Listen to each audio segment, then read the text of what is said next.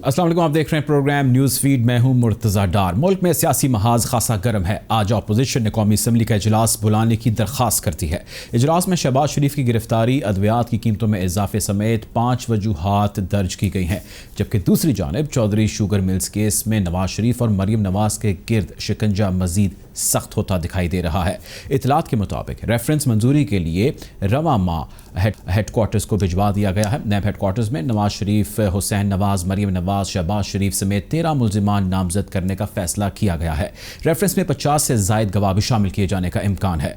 उधर साबिक वज़ीर आज़म मियां मोहम्मद नवाज शरीफ के खिलाफ थाना शदरा में गद्दारी का मुकदमा भी दर्ज कर लिया गया है। मुकदमे में इश्तियाल अंगेज़ तकरीर सुनाने और तायीद करने पर ज़फ़रुल हक, खुरम दस्तगीर, इकबाल ज़फ़र झगड़ा, ख्वाजा आसिफ, राना सनाउल्ला, अयाज सादिक और दीगर रहनुमाओं के नामजद जो है उनको किया गया है। इस पर्चे में मुकदमा शहरी बदर रशीद की मुद्दत में दर्ज किया गया है। अपोजिशन की सियासी हिकमत अमली पर नज़र दौड़ाएं तो PDM में कोई जलसा कोयटा में होने की बात थी और अब उसके बाद जलसे का वेन्यू बदल के पाकिस्तान पीपल्स पार्टी की ज़ेर सदारत कराची में पहला जलसा 18 तारीख को किए जाने की नवीद हमने सुनी। सूरत हाल किस जानिब बढ़ रही है, ये भी कहा जा रहा है कि पीपल्स पार्टी को इसके हवाले से कुछ तहफ़्फ़ुज़ात थे। जानते हैं अपने मेहमानों से। प्रोग्राम में हमें ज्वाइन किया पाकिस्तान मुस्लिम लीग नून के सीनियर रहनुमा है मोहम्मद ज़ुबैर साहब। ज़ुबैर साहब, वेलकम टू द शो। आपको आज एक नया चार्ज, एक नया रोल मिला है। आप मरीम नवाज साहिबा, नवाज शरीफ साहब के जो है वो स्पोक्स पर्सन, तर्जुमान के तौर पर भी सामने आएंगे। सबसे पहले तो अपने इस रोल के बारे में बताइएगा कि आपका जो है रोल है बड़ा चैलेंजिंग रोल है। किस तरह आप इस सारे चैलेंज से नबरदमाज होने के लिए क्या स्ट्रैटेजी है आपकी? देखिए, सही कहा आपने, बहुत चैलेंजिंग है और एजाज की बात है, क्योंकि अगर आप पाकिस्तान मुस्लिम लीग, जाहिर है नवाज शरीफ से बड़ा लीडर तो पाकिस्तान में भी कम आए हैं, मैं ये नहीं कह रहा, बट बहुत ही बड़ा प्रोफाइल है उनका और जो उनके उनसे मुंसलिक जितने भी इश्यूज हैं तो उसके हवाले से भी, और फिर मरीम नवाज साहिबा पाकिस्तान में हमारे अंदाजे के मुताबिक सबसे पॉपुलर लीडर है, बाय फार सबसे पॉपुलर पॉलिटिकल लीडर है, क्राउड पुलर है। और तो जो पाकिस्तान मुस्लिम लीग नवाज की सियासत और आने वाले दिनों में अभी हमने एक स्ट्रगल अनाउंस की है इस हुकूमत के खिलाफ, तो हालात भी बड़े चैलेंजिंग हैं। तो जो सियासी तौर पर जितनी भी एक्टिविटीज होंगी वो by and large Maryam Nawaz और मियां नवाज शरीफ के दरमियान के अराउंड ही घूमेंगी। तो उनको रिप्रेजेंट करना और इफेक्टिवली मीडिया में और आवाम तक पहुंचना मीडिया के थ्रू, मेरा ख्याल है वो एक चैलेंज है। उसमें रिएक्ट भी करने की जरूरत होती है जब कोई अटैक होता है, और होते हैं और हर रोज होंगे, और एक क्रिएट भी करने की जरूरत है कि ताकि उनका पॉजिटिव इमेज क्रिएट हो कि उनका मैसेज क्या है और उनका मैसेज दूर तक पहुंचे, और उनको प्रोमोट भी करने की जरूरत होगी। जलसे भी हैं, जुलूस भी हैं, प्रेस कॉन्फ्रेंसेस भी हैं, लीगल इश्यूज भी हैं, फाइनेंशियल इश्यूज भी हैं। अब आपने देखा कि नैब इतनी मुतहर्रिक हो गई है कि अभी उन्होंने वो शुगर मिल के हवाले से भी पता नहीं क्या जारी कर दिए कि जी इसका कसूर है, और मरीम नवाज ने क्या कुछ किया था। तो वो तमाम चीजें जो हैं वो they have to be addressed. Maryam Nawaz की गिरफ्तारी को क्या फोर्स सी कर रहे हैं आप ज़ुबैर साहब, क्या लग रहा है आपको? मतलब मैं ये समझ सकता हूँ कि देखिए ना, 20 सितंबर को जब अनाउंस किया था मियां नवाज शरीफ ने जब तकरीर की थी APC के प्लेटफॉर्म से, तो उसके रिएक्शन में एक हलचल मची, और जाहिर सी बात है वो एक हम बहुत हद तक तो एक्सपेक्ट कर रहे थे, लेकिन हम इतना नहीं एक्सपेक्ट कर रहे थे, क्योंकि गवर्नमेंट हुकूमत वक्त कई दफा बड़े अजीब तरीके से रिएक्ट करती है। हर रोज 3-3, 4-4 दफा प्रेस कॉन्फ्रेंसेस कर रहे हैं, और उनको पता है कि पाकिस्तान में क्राउड पुलर अगर कोई है ऑपोजिशन में सबसे बड़ी सियासतदान तो वो मरीम नवाज है, और उनके नजदीक अगर मरीम नवाज को अरेस्ट कर दिया जाए तो ये मूवमेंट जो है उसी तरह से दब जाएगी। तो मेरा अपना जाहिर है, मैं तो नहीं कुछ कह सकता कि गवर्नमेंट अरेस्ट करेगी या नहीं करेगी, तो it's a very difficult thing for the government के अरेस्ट करते हैं तो मुसीबत, नहीं करते तो मुसीबत है। अच्छा, आपने सर इस जलसे के हवाले से, इस तहरीक के हवाले से आपने बात की, चलिए इस पे बात कर लेते हैं। ये बताइए कि आप कितने पुरुमीद हैं कि ये जलसा, ये तहरीक जो है वो कामयाब हो पाएगी? क्योंकि 2014 में भी हमने हुकूमत के ख़िलाफ़, रियासत पाकिस्तान के ख़िलाफ़ जलसे होते देखे और वो आपकी गवर्नमेंट के ख़िलाफ़ थे, गवर्नमेंट नहीं गई। तो आपकी तहरीक में इतनी जान है, पहली बात।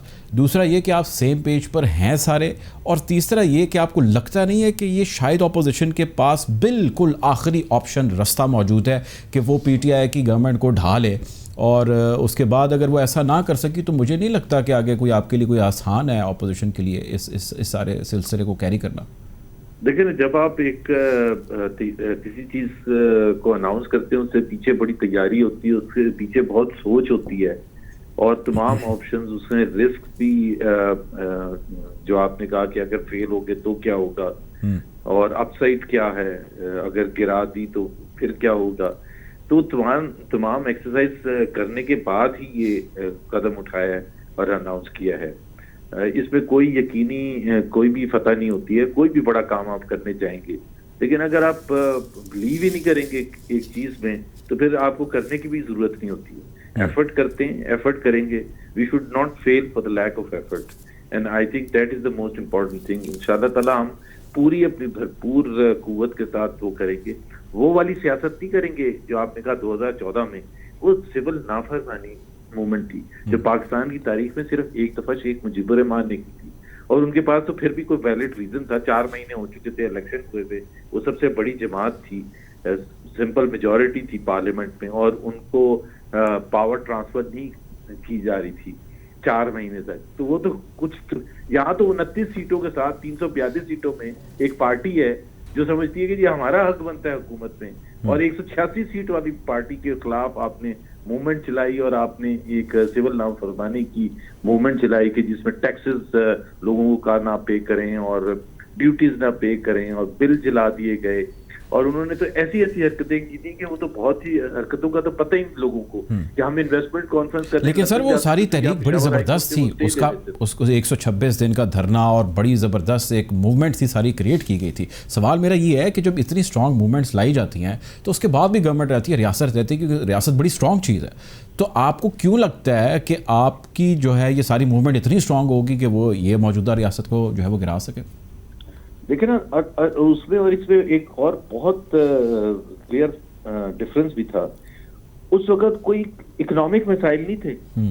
उस वक्त अगर आप पीटीआई के तकरीरें, इमरान खान तो दिन में 4-4 तकरीरें करते थे, उन्होंने कभी भी ये नहीं कहा कि ये महंगाई ज्यादा हो गई है या लोगों की हालत बड़ी खराब है। वो ये नहीं बात करते थे कि हमारे आने की वजह से कि ग्रोथ रेट कम हो गया है, या महंगाई बढ़ गई है, या बेरोजगारी बढ़ गई है, या गुर्बत बढ़ गई है। उन्होंने कभी ये इनका तो सबसे बड़ा मसला ये है कि ये 2 साल होने के बावजूद इस वक्त जो पाकिस्तान की सिचुएशन है मईशत के हवाले से वो तबाहकुन है, और मुझे ये कोई बता दे कि यहाँ से ये निकलेंगे कैसे, क्योंकि इतनी नकम्मी हुकूमत है। और आज मैं आपको बताऊं कि आज इन्होंने जो हमारे सेक्रेटरी फाइनेंस होते थे 5 साल, वकार मसूद, ये डार साहब को कितनी गालियां इन्होंने दी हैं, कितना हमें ये कहते हैं लान तान करते हैं, उनको अपॉइंट कर दिया है सेक्रेटरी।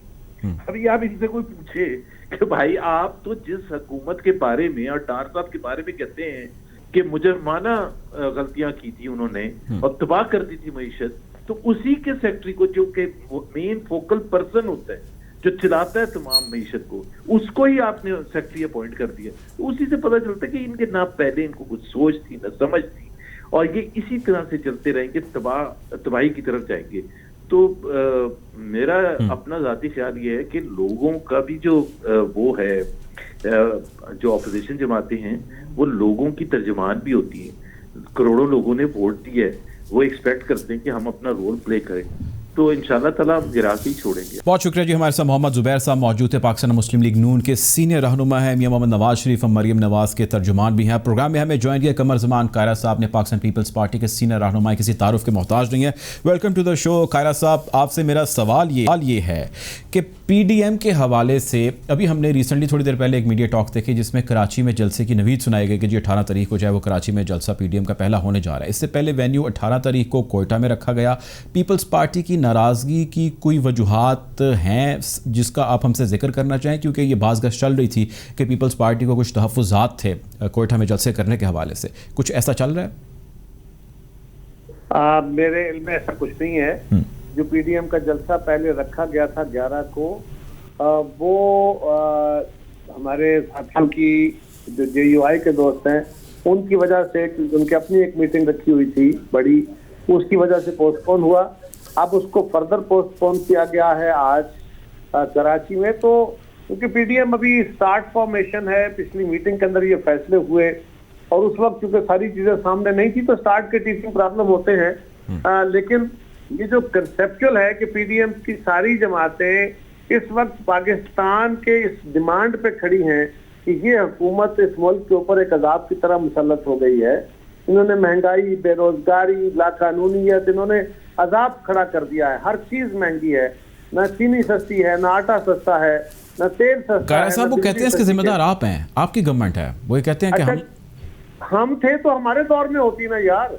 नहीं, वो ये कहते हैं आर्टिफिशियल तरीके से आपने रोका, सारी पैसे को होल्ड किया, डॉलर को होल्ड किया, कर्जे लिए और उसका खुमियाजा अब हम भुगत रहे हैं, आवाम भुगत रही है। हमारे दौर में 6,000 अरब के कर्जे बढ़े थे। इनके दौर में अभी तक कोई 14-15 हजार अरब के कर्जे बढ़ चुके 2 सालों में। तो हमारे दौर में आलमी मंडी में तेल की कीमतें $150 पे थी, आज $38 पे खड़ी हैं। आलमी मंडी में पाकिस्तान की एक्सपोर्ट्स हमारे दौर में बढ़ती हैं, इनके दौर में कम होती हैं। रेवेन्यू हमारे दौर में बढ़ते हैं, इनके दौर में कम होते हैं। फिर भी गुनहगार हम हैं। दहशतगर्दी हमारे दौर में अरूज पे थी, 2 बड़े फ्लड हमारे दौर में आते हैं। आलमी मंडी में रिसेशन हमारे दौर में आता है जिसके हम जिम्मेदार नहीं थे। लेकिन इसके बावजूद हम पाकिस्तान के अंदर रोजगार भी बढ़ाते हैं, लोगों की आमदन बढ़ती है, नौकरियां देते हैं, तनख्वाहें बढ़ाते हैं। क्या नहीं करते, दहशतगर्दी का मुकाबला करते हैं।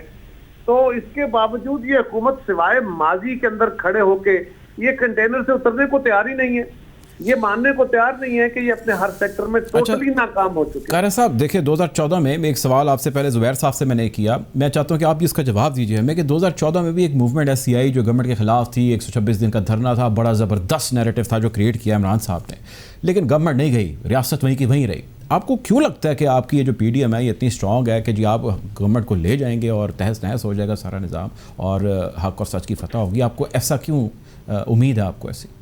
एक बड़ा सिंपल लॉजिक है जी।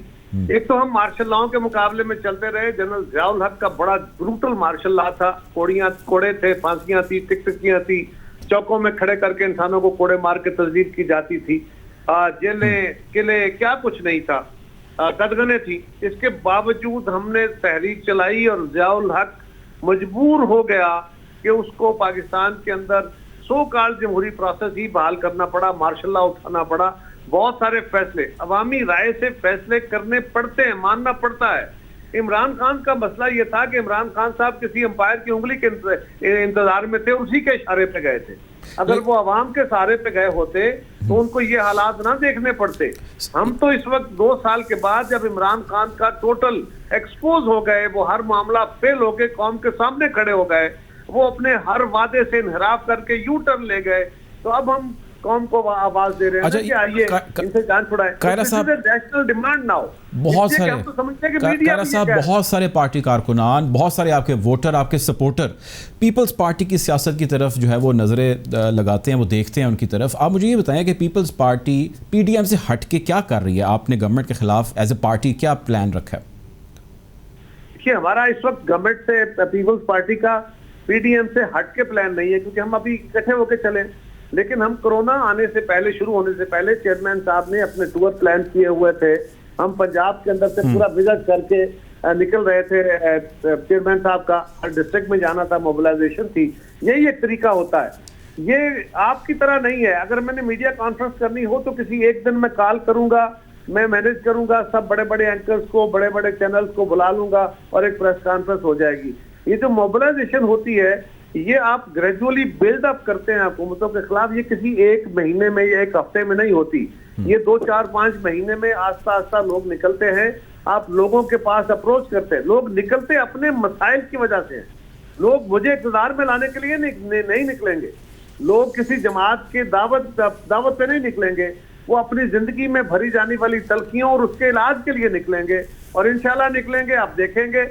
और मैंने कहा कि हम तो अंपायरों की उंगलियों के इंतजार में नहीं, हम तो अवाम के मुश्किलात की वजह से, अवाम की डिमांड पे, मैं आपको हल्फन कह रहा हूँ, हल्फन कोई दिन मेरा ऐसा नहीं होता कि मुझे लोग मिलते। मैं अभी भी अपने एक हल्के के अंदर कुछ दोस्तों के दरमियान एक जगह बैठा हूँ, तो जब भी मिलते हैं ये नहीं है कि मैं पीपल्स पार्टी हूँ, हुकूमत के मुखालिफ हूँ। पीटीआई वाले भी बहुत सारे लोग मिलते हैं, वो कदू जान छुड़ाओगे ना करो, जल्दी करो। यानी लोग सवाल अब ये करते हैं कि वो है ना शेर के मिट जाएगी मखलूक तो इंसाफ करोगे। लोग कहते हैं कि जी क्या मर जाएंगे तो इनको निकालोगे। अच्छा ये बताएं सर, आपको नून लीग के भी बहुत सारे कारकुनान मिलते होंगे, आपने इसने पीटीआई के कारकुनान का जिक्र किया, जो मियां मोहम्मद नवाज शरीफ का बयानिया जो नैरेटिव उनका बिल्ट है, आपकी हमने सियासत देखी और बड़े करीब से देखी, और पार्टी की भी हमने सियासत देखी। पीपल्स पार्टी इस किस्म के तसादुम की सियासत या एग्रेसिव पॉलिटिक्स करने वाली पार्टी नहीं है। आज आप मियां मोहम्मद नवाज शरीफ के बयानिए के साथ एज ए पार्टी खड़े हैं और उसको डिफेंड कर रहे हैं, मुझे थोड़ी सी क्लैरिटी दीजिएगा। ये तो पीपल्स पार्टी का कभी वतीरा रहा ही नहीं कि वो इस किस्म की एग्रेसिव किस्म की जहां तक तलब बयानिए का है, मुतालिबा क्या है, पीपल्स पार्टी 50 साल से जो मुतालबे कर रही है, आज बाकी सारी जमातें भी अपने तजर्बे करके, वो कोशिश करके, हालात को समझौते करके, इसके बावजूद आज इस नतीजे पे पहुंची है कि पीपल्स पार्टी 50 साल से जो मुतालबा कर रही है कि इस मुल्क के अंदर जब तक हम इसको आईनी ढांचे में रह के सारे इदारे, पार्लियामान, अदलिया, फौज, सिविल सोसाइटी, मीडिया, अगर हम सारे अपने अपने दायरा कार में रह के काम नहीं करेंगे जो आइन में दर्ज है, तो मुल्क का हाल यही होगा।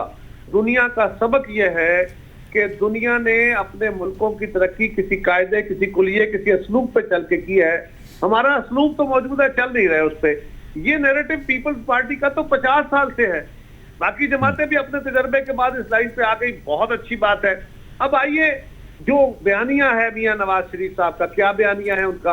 उन्होंने पिछले दिनों 2-3 तकारीर की हैं जिसमें जबान जरा थोड़ी तल्ख थी, जिस पे गुजरती है ना उसकी जबान में कुछ तल्खी आ जाती है, लेकिन उन्होंने कुछ इवेंट्स बयान किए हैं, उसके 2 हिस्से हैं ना, हम भी वही बातें कर रहे हैं, वही कर रहे हैं। क्या है, एक तरफ कुछ बयानिया है कि माजी में ये हुआ, ये हुआ, ये हुआ, फलां ने ये किया, फलां ने ये किया, फलां ने ये किया, रिसेंट पास्ट में क्या हुआ, पिछले इलेक्शन में क्या हुआ, आज क्या हो रहा है और कौन क्या कर रहा है, ये इवेंट्स हैं, वो नाम लेके कह रहे हैं। तो फिर चाहिए ये जो हुकूमती तर्जमान हैं उनको चाहिए कि वो सामने आके कहें कि नहीं ये तारीखी तौर पे गलत बयान कर रहे हैं, ऐसा नहीं हुआ।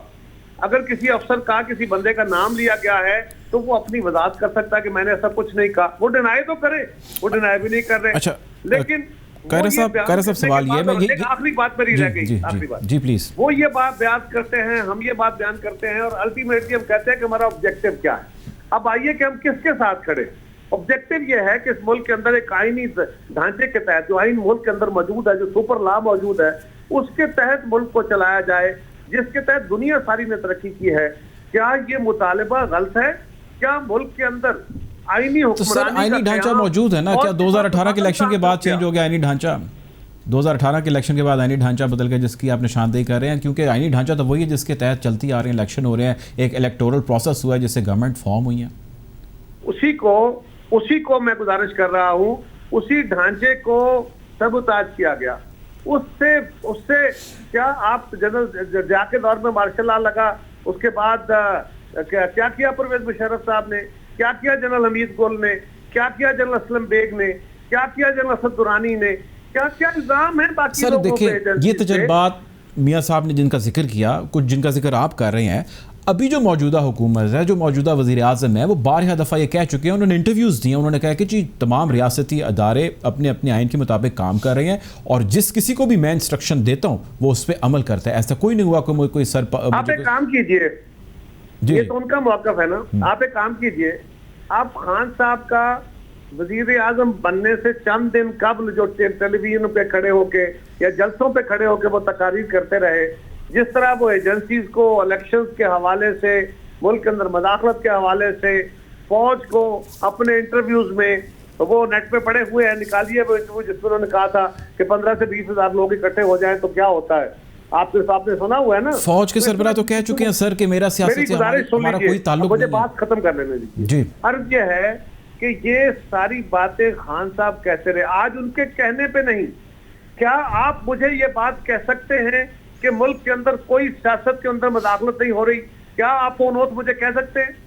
फौज के सरबराह कह रहे हैं सर, उन्होंने ये कहा। मैं आपसे पूछ रहा हूँ, फौज के सरबराह कह रहे हैं, वो लीडर ऑफ द फोर्स हैं, वो ये कह रहे हैं कि जी हमारी कोई मुदाखलत भाई नहीं। मेरे सारे कहते रहे होंगे, मैं तो कहता हूँ बड़ी अच्छी बात है। अगर हमारे कमांडर इन चीफ ने कहा है तो मेरे लिए एतबार की बात है, मुझे एतबार करना पड़ेगा करना चाहिए, लेकिन और ये म्यूजिक है मेरे लिए, बड़ा अच्छे ख्यालात हैं, लेकिन ये डेमोन्स्ट्रेट होने चाहिए। बात ये है कि आज मीडिया कह रहा है, सारा मीडिया खड़े होकर कहता है, या बाय एंड लार्ज मीडिया कहता है कि आज जितनी कदगने हैं माजी में नहीं थी। पाकिस्तान के लोग कह रहे हैं, सियासी जमातें कह रही हैं, सामने इल्जाम लगा रहे हैं यार, कुछ छुप के तो नहीं, नाम लेके कह रहे हैं। तो फिर खान साहब के कहने को माने, मैं तो आपसे पूछ रहा हूँ, आप अपने दिल पे हाथ रख के, कुरान पे हाथ रख के ये नहीं कह सकेंगे कि मुल्क में मदाखलत नहीं हो रही। अच्छा चले, अब मैं पीटीएम पे आ जाता हूँ। ख्वाजा आसिफ साहब ने एक स्टेटमेंट दिया जरदारी साहब के हवाले से, कैसा देखते हैं? वो कहते हैं मुझे जरदारी साहब पे एतबार ही नहीं है। ख्वाजा साहब ने इसकी माजरत कर ली है, ख्वाजा साहब को ये बयान नहीं देना चाहिए था, लेकिन ये बयान ख्वाजा आसिफ का जाती था, उनकी जमात का मौक़िफ़ नहीं है। मुझे मियाँ नवाज शरीफ और उनकी जमात और मरियम नवाज शरीफ साहिबा और शहबाज शरीफ साहब, मुझे उनके बयानिए से गर्ज है। ये इंडिविजुअल राय हो सकती है मेरी मुस्लिम लीग के बारे में, या पीपल्स पार्टी के लोगों की मुस्लिम लीग के बारे में राय हो सकती है। हमारी जमातों के अंदर बहुत सारे लोगों की राय मुख्तलिफ इशूज पर जमातों के अंदर मुख्तलिफ होती है, बिल्कुल एक दूसरे से कंट्राडिक्टरी होती है। और उसका मतलब ये नहीं होता कि किसी एक फर्द या 2 फर्द या 3 फर्दों की राय से जमातों की पॉलिसियां बदल जाती हैं। जब अक्सरियत फैसले करती है, जब जमात के अंदर बैठ के कमेटियां फैसले करती हैं, तो वो फैसले सस्टेन करते हैं। ये इंडिविजुअल की राय खत्म हो जानी चाहिए, खत्म हो जानी चाहिए। ख्वाजा साहब ने इस पर माजरत कर ली। कायरा साहब, बड़ा एक इंपॉर्टेंट क्वेश्चन है, एक चीज़ डिस्कस हो रही है, अंडर डिबेट है कि पाकिस्तान पीपल्स पार्टी के पास लूज करने के लिए गवर्नमेंट है, प्रोविंशियल गवर्नमेंट। नून लीग के पास लूज करने के लिए कुछ है नहीं। क्या ऐसा तो नहीं है कि आप किसी के ज़्यादा प्रेशर करने पर कुछ ज़्यादा लॉस करा बैठे? यार मुझे ना बड़ी माजरत के साथ मेरे आपके सवाल से बड़ा अफसोस है, और ये आप नहीं कर रहे, बहुत सारे हमारे एंकर्स करते रहते हैं और वो किसी का नाम लिए बगैर इशारे से बातें करते हैं। सवाल मेरा ये है कि माजी में आप ना पढ़े लिखे लोग हैं, इस चीज का एनालिसिस दुरुस्त करें। एनालिसिस क्या है? माजी में हमारी ये मियाँ साहब की हुकूमतें गिराई गई, जिन्होंने गिरवाई उन्होंने अपनी मर्जी के केयरटेकर गवर्नमेंटें बनाई। ये तासर दिया कि अब इनकी हुकूमतें नहीं आएंगी, एहतसाब के नाम पे उनके खिलाफ, अकाउंटेबिलिटी के नाम पे उनके खिलाफ इंतकामी काम शुरू हुआ, और ये तासर दिया कि जी अब ये तो नहीं आएंगे। उसके नतीजे में हमें इलेक्शन हरवाए गए। आज अगर हम जरा प्रपोजिशन गौर करें, हम कह रहे हैं कि ये हुकूमत फेल हो गई, लोग तंग हैं, गली बाजार कूचे में लोग इससे तंग हैं, और अगर ये हुकूमत चली जाती है, हमारी तहरीक के नतीजे में चली जाती है, और अगर हम इलेक्शन के अंदर होने वाली मदाखलत के अमल को भी रोक लेते हैं, और ये किसी तसादम से नहीं, किसी लड़ाई से नहीं, डायलॉग से हम अपने इदारों को कन्विंस करते हैं। मेरा कमांडर इन चीफ कह रहा है कि हम सियासत में मदाखलत नहीं करेंगे। अगर ऐसा हो जाता है तो फिर जो हम चाह रहे हैं, तो फिर तो हम, अगर इलेक्शन होता है तो पीटीआई तितर बितर हो जाएगी। ये तो कहीं की ईंट कहीं का रोड़े वाली जमात है। इसके तितर बितर हो जाने से पीपल्स पार्टी और जो अपोजिशन की जमातें हैं वो पहले से ज्यादा वोट लेके आएंगी। अगर हम सिंध की हुकूमत छोड़ेंगे तो सिंध तो वापस लेंगे, बाकी हुकूमतें भी लेंगे। फिर हमें क्या खदशा है? ये आपका थीसिस किस बात पे खड़ा है कि जी पीपल्स पार्टी को बड़ा खदशा है, उसको खोना है? वो खोना नहीं है, पीपल्स पार्टी ने पाना है। अच्छा कायरा साहब, आखिरी गुजारिश ये है कि पाकिस्तान के अवाम की जिंदगी उनकी ख्वाहिशों के मुताबिक अगर इस हुकूमत को भेजना जरूरी है तो हम उसको प्रेफरेंस देंगे, हुकूमतों को नहीं। अच्छा कायरा साहब, मेरा आपसे आखिरी सवाल ये है, ये बताइएगा कि कुछ ऐसी भी बाज़गश चल रही है कि अगर कोई केसेस के अंदर रिलैक्सेशन होती है जो ऑलरेडी चल रहे हैं पार्टी के सरबराहान के हवाले से, तो उसकी इमा पर, उसकी बिना पर कुछ पॉसिबिलिटी है कि आप एपीसी और इसके जलसे और इन सारी चीज़ों के अंदर कोई नरम रवैया, कोई मुशावरत का रवैया, कोई बैठ के बात करने का रवैया अडॉप्ट कर सकें? ऐसी कोई पॉसिबिलिटी नज़र आती है आपको? देखिए, कोई जमात बशमूल मुस्लिम लीग के पीडीएम कोई बंदूक उठा के मुसल्लह जदोजहद की बात तो नहीं कर रही। पीडीएम इस मुल्क के अंदर एक जमहूरी कल्चर की बात कर रही है, आईनी हुक्मरानी की बात कर रही है। वो डायलॉग के जरिए हो तो किसको इतराज है? उसके लिए कोई सड़कों पे आना, एहतजाज करना, कोई पाकिस्तान को बंद करना, ये कुछ जरूरी है? हाँ, कौन नहीं करेगा। लेकिन सवाल ये है कि ये जो तस्वर है ना कि अगर कोई किसी के साथ समझौता हो गया तो कोई जमात चुप कर जाएगी, तो मेरी बात याद रखिए, वो कोई और हो या मैं हूं। इस वक्त अगर कोई जमात किसी पे इसके साथ कोई समझौता करके कोई डील करती है या कोई रायत लेती है, तो पाकिस्तान के अवाम उसको माफ नहीं करेंगे, उसको सजा भुगतनी पड़ेगी। ये जमातों को याद रखना चाहिए, मुझे भी याद रखना चाहिए, और हमारा ये लर्न लेसन है। शायद ये हमारे पास आखिरी मौका। बहुत शुक्रिया जी। हमारे साथ कमर ज़मान मौजूद है, पाकिस्तान पीपल्स पार्टी के सीनियर रहनुमा हैं। वक्त हुआ चाहता है ब्रेक का, ब्रेक की जाने पड़ते हैं।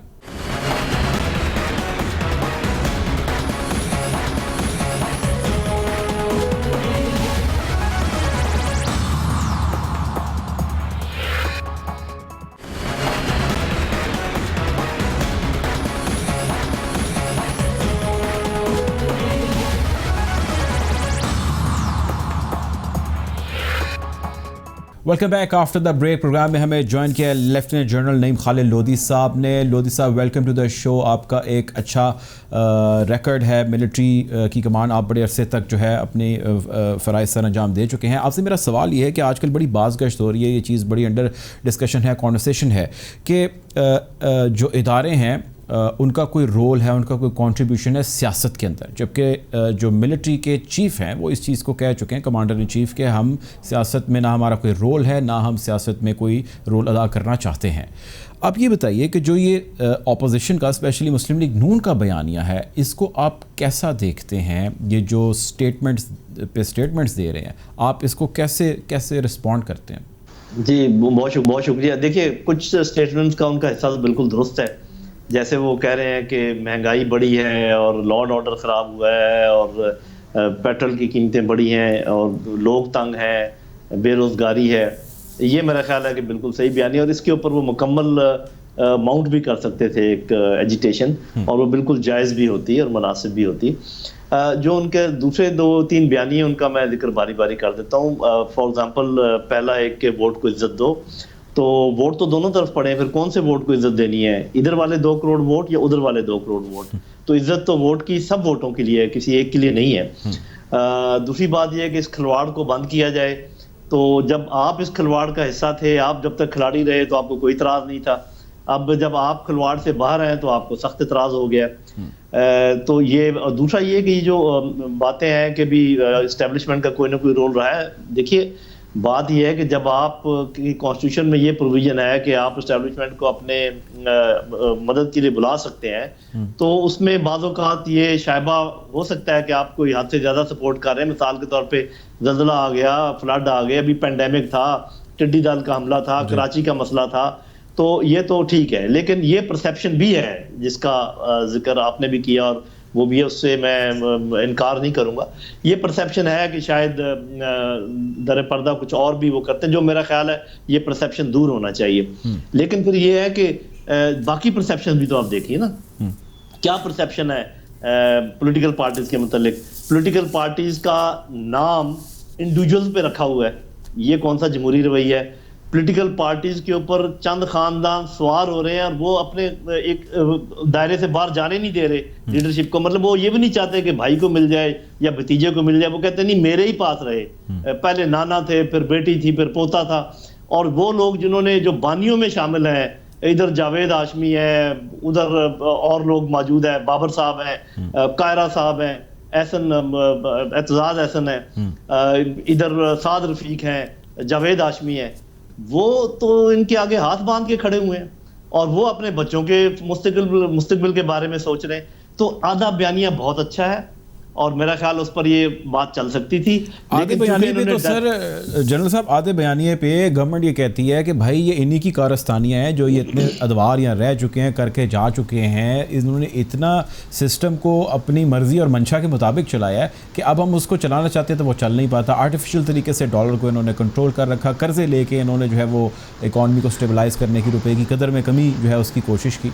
तो गवर्नमेंट सही कहती है जी हम ऐसा नहीं करेंगे, ये तो कंट्री को डैमेज कर रहा है। देखें, बात ये, मैं तो चूंकि इन चीज़ों का एक्सपर्ट नहीं हूँ, इसके ऊपर मैं कोई राय नहीं दे पाऊंगा। लेकिन बात ये कि वो चीज़ जो एंड रिजल्ट होता है ना, लोग सिर्फ उसको देखते हैं। अगर आप देखें कि क्या भाव चीज़ें थी पहले और इस वक्त क्या भाव बिक रही हैं और पहले क्या तनख्वाहें थी और अभी तनख्वाहें क्या है, तो लोगों का जो रहना सहना वो बड़ा मुश्किल हो गया। इसमें तो कोई शक शुबे की गुंजाइश नहीं है।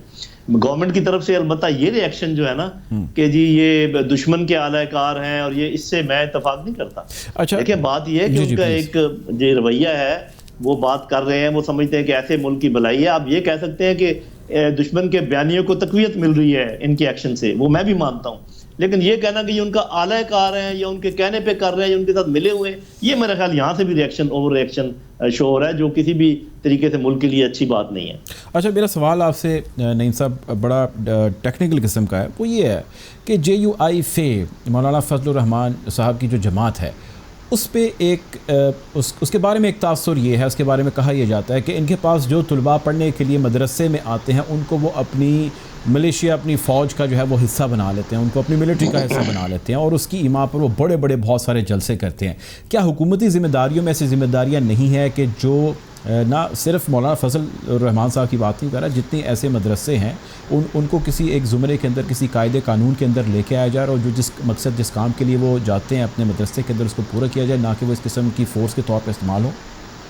जी बिल्कुल, मेरा ख्याल है कि ये बिल्कुल आपने दुरुस्त बात कही है। और ये जो मौलाना साहब को इन्होंने लीड रोल दिया है, इसकी वजह ये है कि मौलाना साहब के पास जो बच्चे या लोग हैं वो चूँकि सिक्काबंद नंबर्स में हैं और इनको भी मालूम नहीं है अपोजिशन को कि कितनी पजीराई इनको मिलेगी आम पब्लिक की तरफ से, तो पहले उन्होंने जलसा ऐसी जगह पर करना है या मौलाना के अंडर इस तरीके से करना है कि पहले वो उनके जो पक्के लोग हैं वो तो आएंगे। अभी रिसेंटली वैसे उसका वेन्यू बदल गया सर, अब कराची में हो रहा है। ये कराची हो गया, वो मुझे पता चला है। और मेरा ख्याल है कि ये फूट तो पड़ी गई है। मुझे ऐसे लगता है कि ये जो बयानिया है नवाज शरीफ साहब का, ये खुद उनकी पार्टी को तोड़ेगा, क्योंकि इतना डायरेक्ट क्लैश एस्टेब्लिशमेंट के साथ, ये पूरी स्टेट के साथ। अब देखें, इलेक्शन कमीशन को वो नहीं मानते, सुप्रीम कोर्ट को वो नहीं मानते, नैब को वो नहीं मानते, फौज को वो नहीं मानते, हुकूमत को वो नहीं मानते, वो जो वोट डले हैं आधे अवाम ने डाले उसको वो नहीं मानते, तो मानते किस चीज को है? मतलब जब आप किसी चीज पे इकट्ठे होते हैं तो आप किसी एक चीज को ले लेते हैं, जब आपने पूरी स्टेट के खिलाफ आप खड़े हो गए तो आप मतलब क्या तासर देने की कोशिश कर रहे हैं? तमाम लोग आपके अपने अपॉइंटेड हैं, वो तमाम के तमाम एकदम बुरे हो गए। तो ये मेरा ख्याल ये बयानिया ज्यादा चलेगा नहीं। गुफ्तगू को मजीद आगे बढ़ाएंगे, अभी वक्त हो जाता है ब्रेक का, ब्रेक की जाने पड़ते हैं।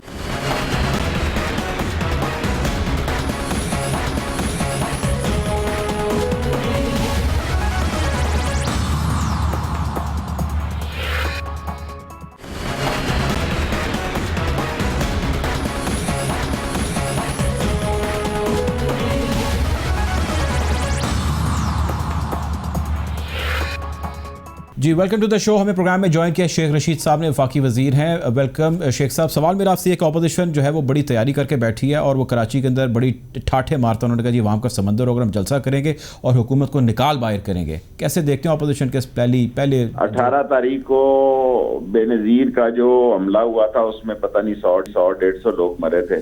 तैयारी करके तो शहबाज शरीफ जमानत वापस लेके जेल में बैठा था कि कोई जिम्मेदारी नहीं पड़े। कोई तैयारी नहीं है, जलसा करें, टीवी के लिए करेंगे, करके देख लें।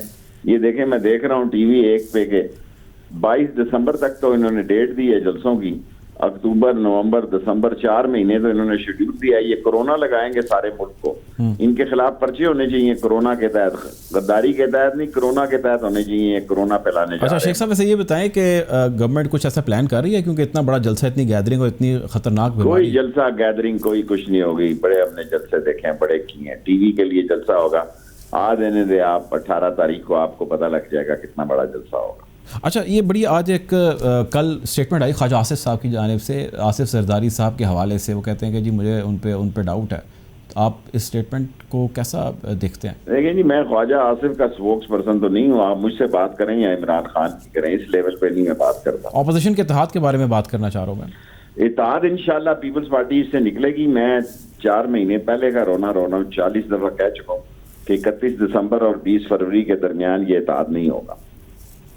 ठीक है। अच्छा शेख साहब, ये बताएं कि नैब ने तलब कर रखा है मौलाना साहब को, अगर मौलाना साहब नहीं जाते, उनकी गिरफ्तारी अमल में आती, तो as part of government, as हुकूमत, आप क्या उनकी गिरफ्तारी अमल में लाएंगे? फिर तो वो कोई तसादुम या कोई क्लैश इस किस्म की सूरत हाल बन सकती है। देखें जी, ऐसा होता है ऐसे कामों में। मेरा मतलब है, लोगों ने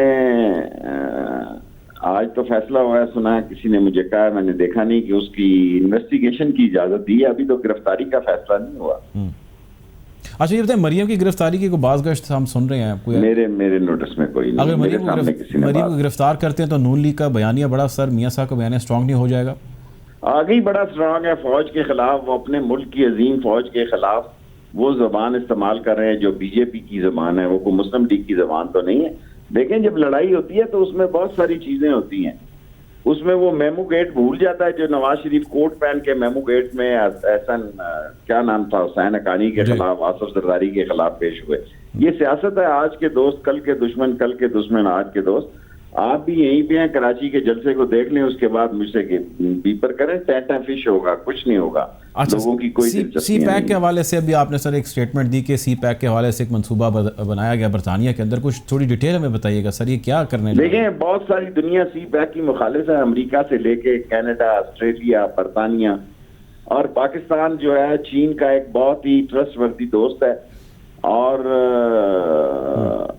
गिलगित बल्तिस्तान उसका मेन महवर है और इन लोगों को तकलीफ है, ये चाहते हैं कि यहाँ डिस्टेबिलिटी हो, यहाँ जोड़ो कराते हो ताकि ये मुतासर हो। इंशाल्लाह मुतासर नहीं होगा और अल्लाह को मंजूर हुआ तो सी पैक भी बनेगा और पाकिस्तान में ये लोग चोर, डाकू, लुटेरे, बेईमान और करप्ट और डिसऑनेस्ट मुल्क को लूटने वाले ज़लील ख्वार होंगे और इमरान खान 5 साल पूरे करेगा।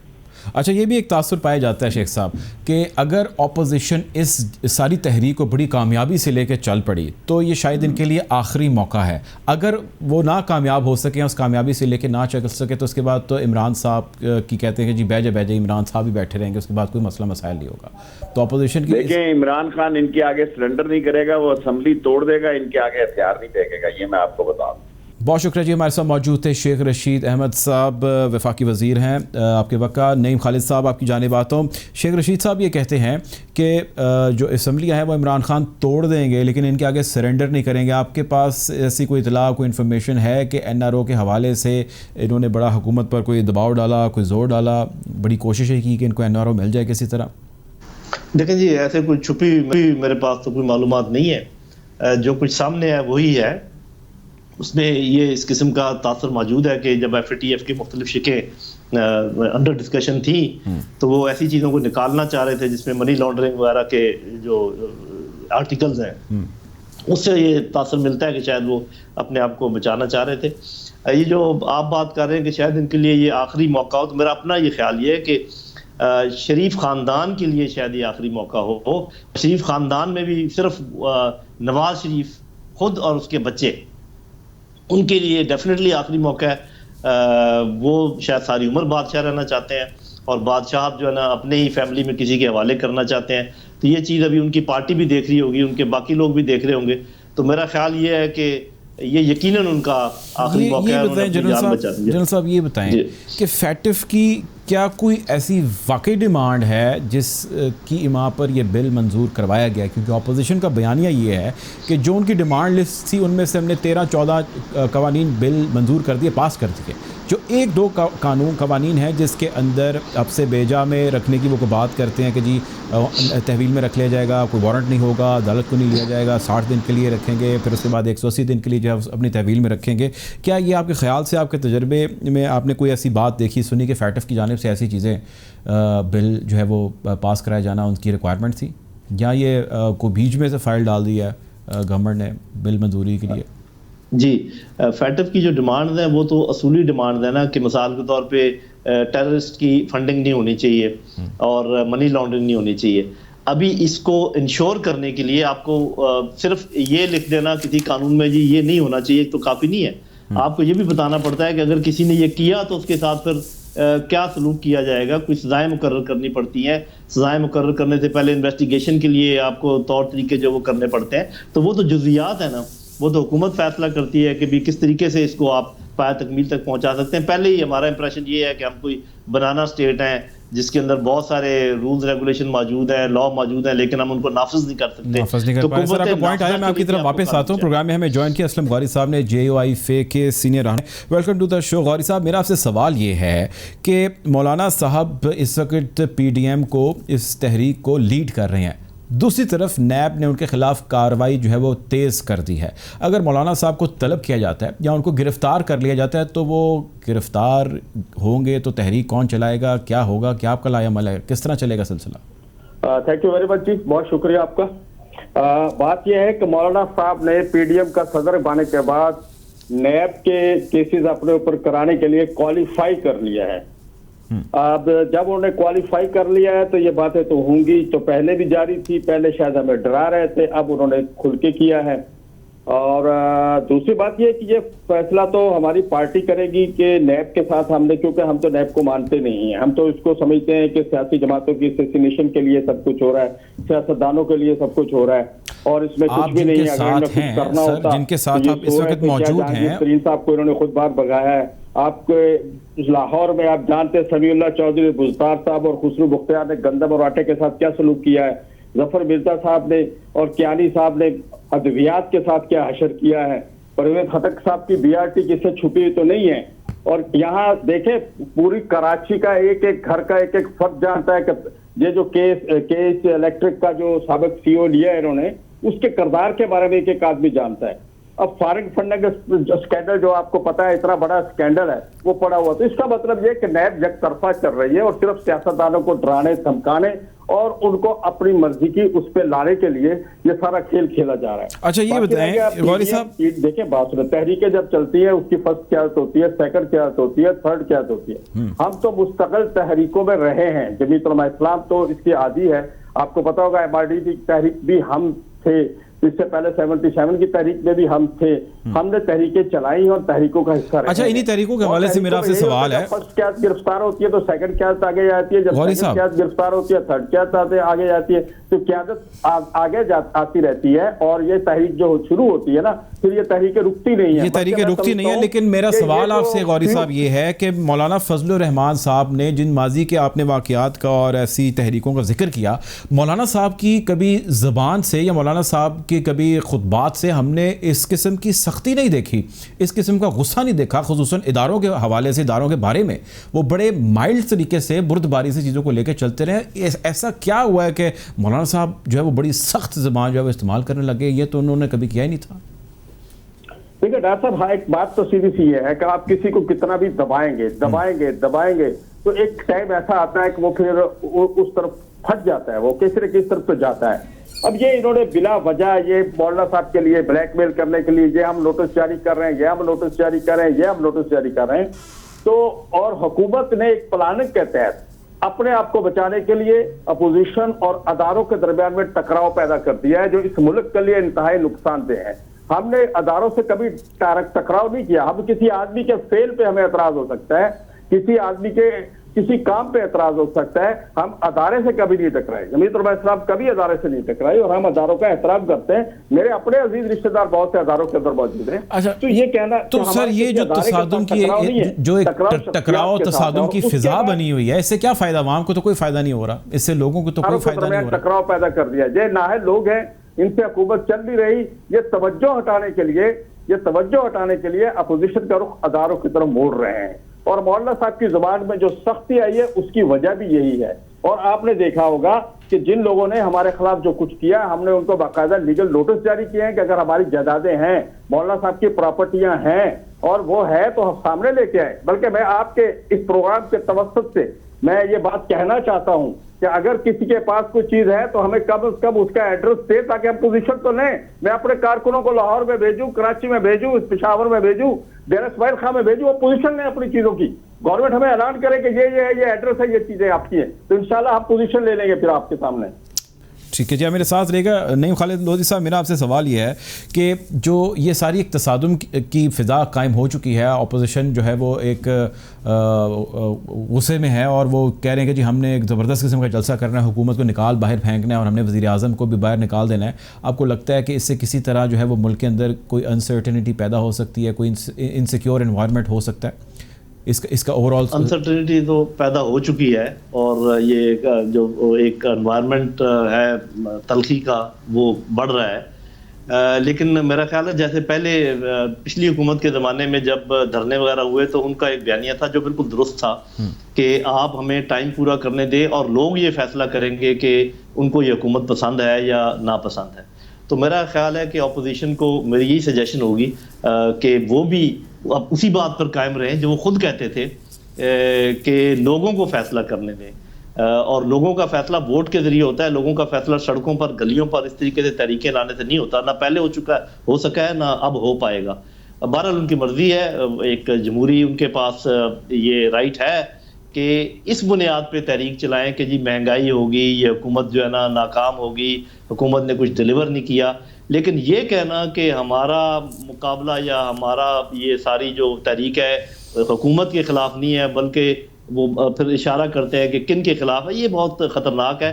मुझे बड़ी खुशी हुई है भाई की बात सुनकर कि वो अदारों से अभी हट रहे हैं और अदारों का नाम डायरेक्ट लेने से गुरेज कर रहे हैं, जो कि बड़ी खुश आइन बात है। यही मैं चाहूँगा कि ये बात नून में भी आनी चाहिए, उनके लोगों को चाहिए, ये बात तमाम पार्टीज में आनी चाहिए। बहुत शुक्रिया जो हमारे साथ नईम खालिद लोधी साहब मौजूद थे, लर्नर जनरल नईम खालिद लोधी, बहुत शुक्रिया आपके वक्त का। उनके साथ में ज्वाइन किया था असलम गौरी साहब ने, JUIF के सीनियर रहनुमा है।